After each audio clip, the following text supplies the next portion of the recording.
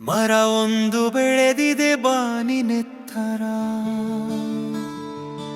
ಅಲಂಕಾರ ಮಾಡಿದಂತೆ ತುದಿಯಲ್ಲಿ ಕುಡಿಕೆ ಕಟ್ಟಿದಂತೆ ಹಸಿರಿನ ಅಲಂಕಾರ. ಅದನ್ನು ಕಂಡು ಹೇಳುವರು ತೆಂಗಿನ ಮರದಲ್ಲಿ ಕಾಯಿಗೊನೆ ಬಿಟ್ಟಿದೆ ತುಂಬಾ.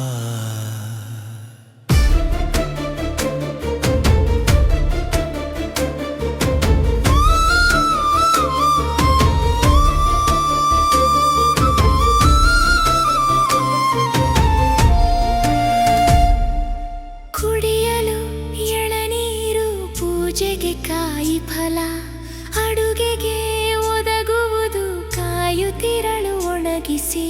ಅರೆದರೆ ಎಣ್ಣೆಯು ಬರುವುದು ಆರೋಗ್ಯಕ್ಕದು ಒಳ್ಳೆಯದೆನ್ನುವರು. ಗಾಳಿಗೆ ತೇಲುವ ಗರಿಗಳಿಗಿದೆ ಉಪಯೋಗ ಹಲವು.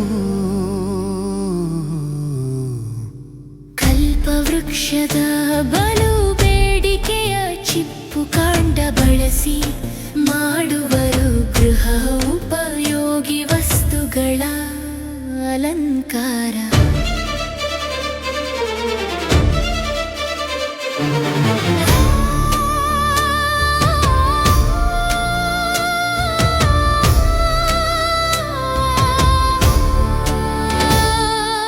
ಮರವೊಂದಿದ್ದರೆ ಉಪಯೋಗವು ಹಲವು, ಒಂದು ಎರಡು ಎನಿಸಿ ಕಾಯಿ ಕೊಡುತ್ತಿದ್ದರು ಹಿಂದೆ. ಈಗದು ತೂಕದ ಲೆಕ್ಕದಲ್ಲಿ ಮಾರಾಟವು ಬಲು ಜೋರು. ಕೊಬ್ಬರಿ ಮಾಡಿ ಎಣ್ಣೆ ತೆಗೆದು ಮಾರುವರಿಗುಂಟು ಕೈ ತುಂಬಾ ಕೆಲಸ. ಹಿಂಡಿ ಬೇಕು ಪಶುಗಳಿಗೆ ಮೇವು ಎನ್ನುವರು.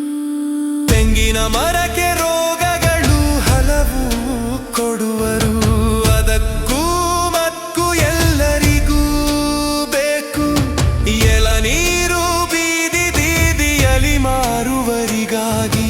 ನಗರಕ್ಕೆ ಹೋಗುವುದು ನೋಡಲಾರಿ ತುಂಬಾ ಎಳನೀರು. ನಾಳಿಕೇರಕ್ಕೂ ಬಂತು ಕಿಮ್ಮತ್ತು, ಜೇಬಿನಲ್ಲಿ ಜಣ ಜಣ ಸದ್ದನು ಮಾಡುತ್ತಿದೆ. ಕಾಂಚಾಣ ಬೆಳೆದ ರೈತನ ಮುಖದಲ್ಲಿ ಕಾಣುತ್ತಿದೆ ಕಷ್ಟದಲ್ಲಿ ಗೆಲುವಿನ ಮಂದಸ್ಮಿತ.